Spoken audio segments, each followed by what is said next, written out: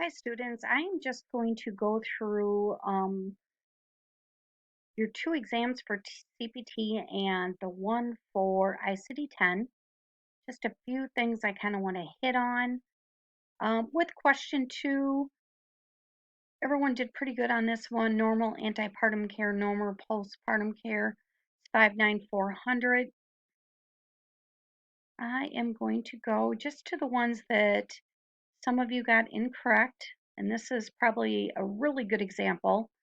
The 55250, if you look at the description on this code, in the code itself it says bilateral. So whenever a code says bilateral, do not add that 50 modifier. Okay, so this one here, if you would just look, I had a couple students put 59614, but if you look at the definition of 59610, it covers everything.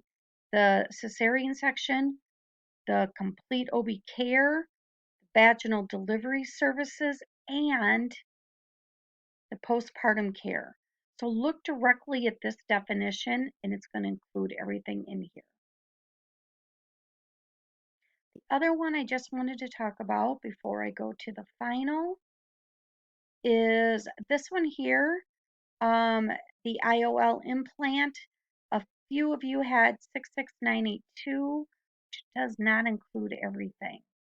So otherwise, it was a good exam for everybody. So if you have any questions on this exam, please reach out. I am now going to move to the final. The final itself, once again, you guys have been a great group.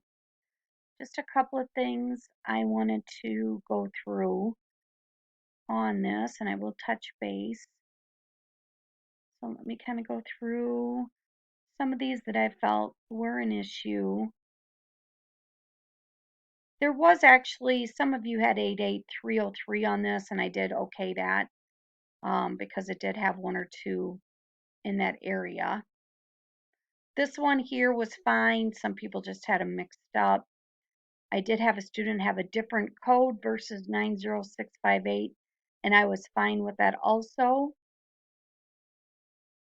Okay, this one here, we have a bilateral knee, 3 views. So some put this code down with left and then also then RT.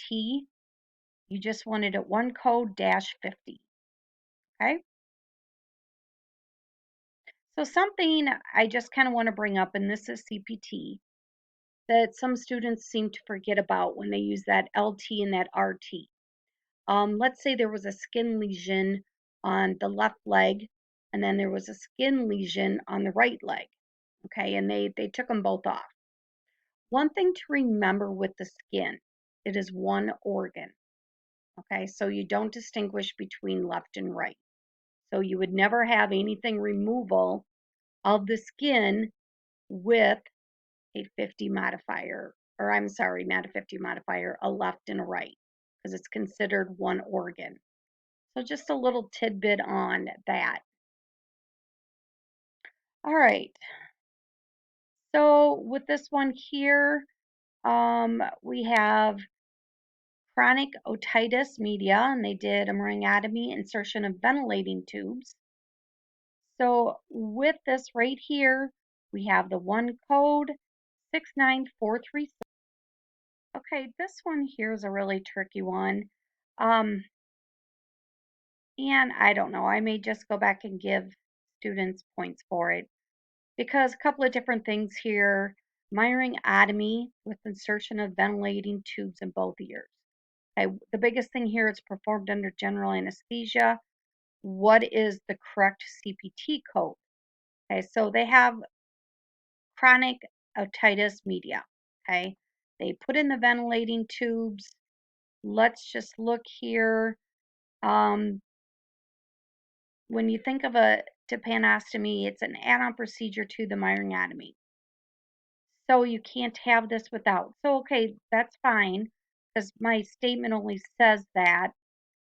But when you do that, the doctor inserts a tiny tube, prevents it from closing up, and allows the fluid to continue to drain from the middle ear for a long time. Okay, so if you go up to a myringotomy, they use a sharp tool, make a hole, and this here is just, it allows it to ventilate. They're not putting anything in it. So here they're putting a tube in it. Okay, so that's the difference here. So let's go back to what I stated. And the key word here, like I said, you really have to do is ventilating tubes. They actually did put both tubes in, so this makes it a tympanostomy. So that's why we're going with the 69436. That can be very confusing.